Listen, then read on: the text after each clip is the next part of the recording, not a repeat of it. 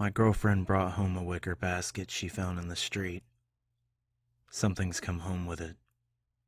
Something wants it back. By Stormix 1357. Make sure you check out the author's website, linked in the description. My phone vibrated violently on my desk. It was a Monday, about midday. Lockdown restrictions after COVID-19 were slowly being lifted. I found this gorgeous wicker basket by the clothes donations. It will look great in the flat, my girlfriend texted me. It was a nice basket, quality material. The light wood color would lighten up our dark flat. I couldn't understand why people would dump perfectly good belongings outside a clothes donation area. She brought it back with her that afternoon, and we placed it in our lounge. We just used it to store our Nintendo Switch controllers and games. It was just a small basket to keep random shit in. We didn't really give a thought about what it had previously been used for, or who it belonged to. We didn't think about why they had gotten rid of it. Things were fine for about a week. The following Monday, the electrics cut out. Plunged into darkness in the early evening. We called our electrician, and he came out the next day. He studied the flat for about 2 hours.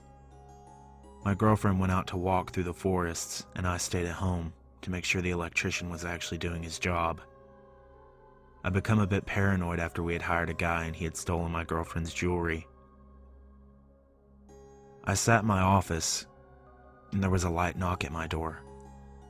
I spun around to see the electrician standing in the doorway with a look of confusion and panic. I asked him if it was fixed.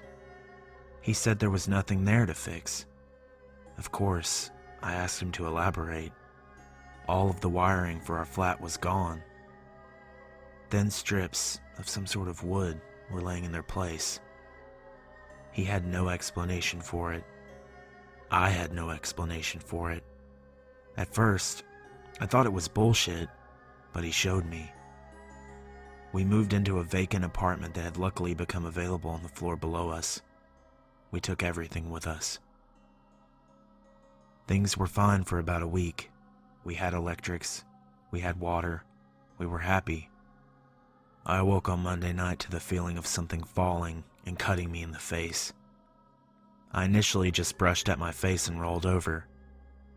The screeches of my girlfriend slithered into my ears. I sat bolt upright. I immediately scanned the room expecting to see an intruder. I thought I caught a glimpse of someone sprinting out of our bedroom and into the safety of the dark hallway. My hand snagged on something. I looked down, and hundreds of small wooden rune-like things had been scattered over me and my partner whilst we slept. My girlfriend went to stay with a friend the next day. I called the police, and they checked everywhere for signs of a break-in, and they took a couple of wooden shapes with them for examination. A couple of guys in black suits sat me down and asked me to run them through all of the events that had led up to the previous night. I told them about the wooden electric wire incident. They gave me a card for some sort of psychiatrist and left. Things were fine for about a week. My girlfriend returned to our apartment last Friday. We were sat in the living room last night. We were just watching TV, just chilling. We like to watch the shitty reality shows you can find on Netflix. The electrics went out. Yet again we were plunged into darkness. I cursed under my breath. My girlfriend lit one of her fancy candles she keeps on a cabinet and handed it to me. I lit a few other ones for her, and I walked off by myself to find the fuse box. All of the fuses were on. There shouldn't have been any issues, I sighed. I remember thinking, not this shit again. I walked back into the lounge to rant at my girlfriend about how shit it was in this block of flats. She was sitting upright, eyes rolled back, mouth wide open to the point of almost dislocating. She was emitting this quiet, creaking sound. I shook her and slapped her, but she continued to be dormant. The sound of scratching made me turn around quickly. It had probably been going on for a while, but I only noticed it when it made my spine shiver. I could make out the wicker basket. The candlelight flickered and danced across its light brown weave. All the contents had been thrown on the floor. One hand emerged from the basket, slowly climbing out of the basket. Then another hand emerged, long, dirty fingers, skeletal arms, and the form of what appeared to be a decaying woman in a long, dark, almost medieval-looking dress. I threw one of the Nintendo controllers at her. I watched as it dispersed into ash before delicately brushing past her.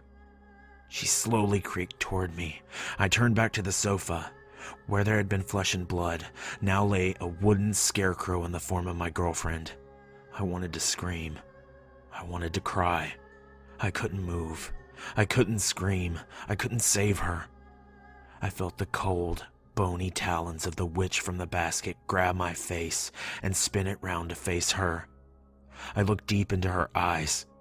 They were covered in scratches and scars. I could only just make out her bright green pupils. The smell of decay and animal shit flew out of her slightly open mouth.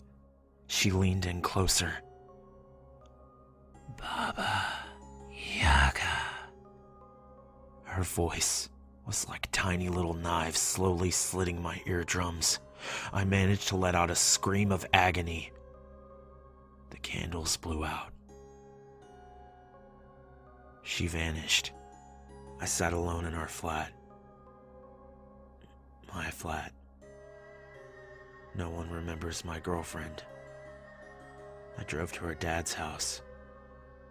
He told me he didn't ever have a child, but something in his eyes saddened at the mention of her. I tried phone books, newsletters, banks, and any available document that could have the mention of her name. There was nothing.